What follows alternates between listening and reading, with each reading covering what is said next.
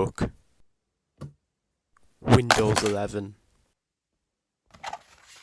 Alright, so what this actually is an eMachine's netbook. It's a EM250, I'm pretty sure. It says it somewhere there. If you care, I know you don't, but yeah, it's something like that.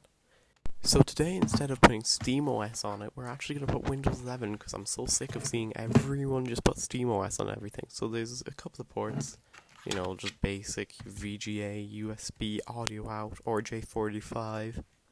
Hinge, I mean, it's a laptop with thermal paste stains when I repasted it. And yeah, there's nothing much really. There's 2 gigs of data. And yeah, that's it. Very dedotated. It's DDR2. So there's not much about that. And here's our Wi-Fi card that has no screws or antenna cables. I don't know why the slot is there. I'd say it's for a WLAN card, but I just put a Wi-Fi card in there. And we have a 120 gig hard drive in there, but there's a screw in that and I'm not opening that. So I actually lied, that USB stick does not have an OS on it, so I'm going to flash one onto it now. So after spending about a good 20 minutes finding the right power adapter that doesn't even go in properly, I realised I had the plug switched off at the wall the entire time. So I just wasted a bunch of time looking for a plug that didn't exist. But anyway, we're going to put the Windows 11 install USB drive in, and we are going to boot into the BIOS, because that's how you install an operating system. Alright, so here's our lovely display setup, and this tripod is so bad. You can see how janky it is. It's a 3D printed tripod strapped to a camera tripod.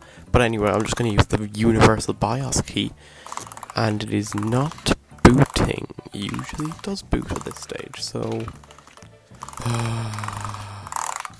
alright, so I found out why I wasn't booting. I didn't put the stick of RAM back in properly when I was showing it on the camera, so yeah, now it boots, so let's go. Alright, so we're gonna power it on and hope for the best. Oh, there we go. Okay, it's F2. Okay, and we are into the BIOS. There's not much here other than the boot order. You can set BIOS passwords and stuff, but no one needs to do that. So yeah, I'm just going to put the USB hard drive up to the very top. I always try and use the arrow keys for some reason, but it's F5 and F6. So yeah, now we're going to try booting into Windows 11. And we have Windows. There it is in all its glory. So we're going to wait now an age for this to actually boot. Oh, wait, okay, so,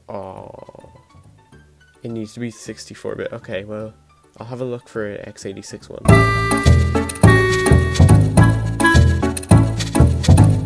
Alright, so you're booting now. Oh, it's Ubuntuing. You can tell that's the, like, really Ubuntu standard, and we already have an error. Okay. I do remember actually getting this on an old laptop, and if you just waited for a while, it'd go away. But I'm not sure if that's going to be the case here, so we might have to write Windows 10. Oh, and we have it. So here is Ubuntu Mate for some reason. I didn't even mean to download that, but yeah, we're going to try boot in and see if it works. Alright, well, we have a taskbar and a mouse now, so maybe it will be slow, I'd say. Oh, okay, this is much faster than I expected, to be fair.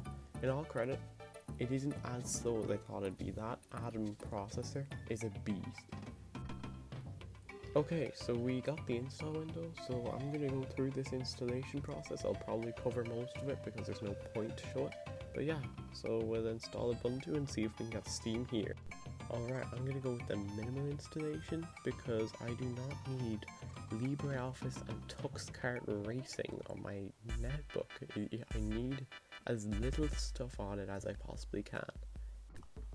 Alright, so now we have to put a username in. We're going to put the very sophisticated name of BIOS boot, because that would make sense. And my really secret password of 123456. Alright, so as you saw there, Ubuntu wouldn't download, it just wouldn't, so I got a Windows 10 USB stick. Alright, so I am kind of starting to lose my patience with this. It's a netbook.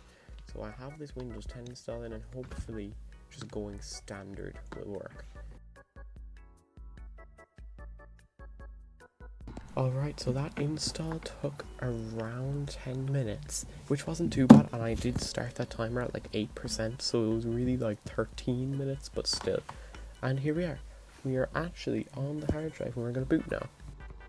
So the graphics look awful right now, but we are going to actually boot into an operating system, which is good. Now I'm going to go through the setup because it's all just privacy questions.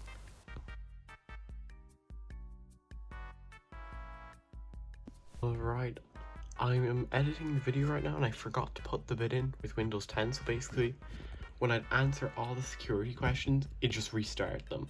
I couldn't get past it and I couldn't get into the Windows 10 desktop or anything, so yeah. I literally had no way to get into Windows 10, so I went with Linux Mint, and you'll see the rest, so goodbye. Alright, so I did try Linux Mint, but I didn't bother to record it, and I got to the installer, but the screen was too small to click continue. Yeah, so we're gonna just go to Windows 7 now. Alright, here we are on Windows 7, super light, small, I don't know what it's called, but yeah, we're gonna set this up now because we can finally get into an operating system.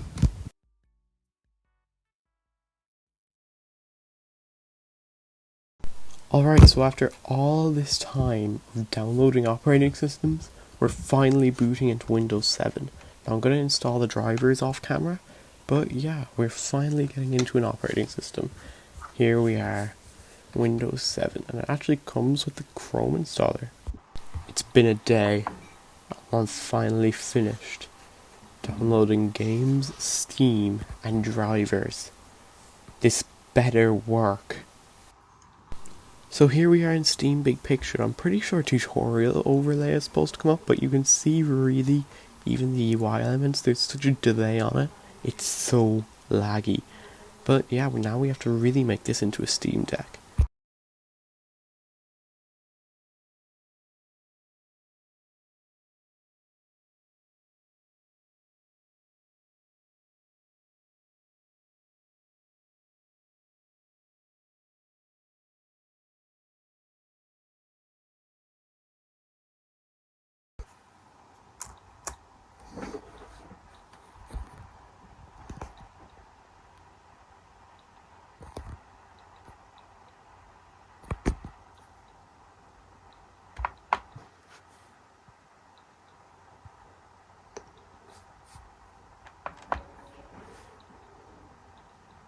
Alright, so we're going to boot into only one game today, because I know anything else I try and put on it, it won't run. Oh, okay. Alright, so even in the menu it's so choppy, but, like, come on, it can do better than this. Let's try and go into, like, an online game. Alright, so here we are in the menu. Let's see, will it load? If it takes an age, probably yes. It crashed. Alright, so that finishes up for this one. We made a Steam Deck that doesn't function, but if you have one of these, I'd recommend putting like Emulation Station or RetroPie on it, just because that's really all it can do today. It can't handle modern web browsing or anything. So yeah, thanks for watching, now clear off.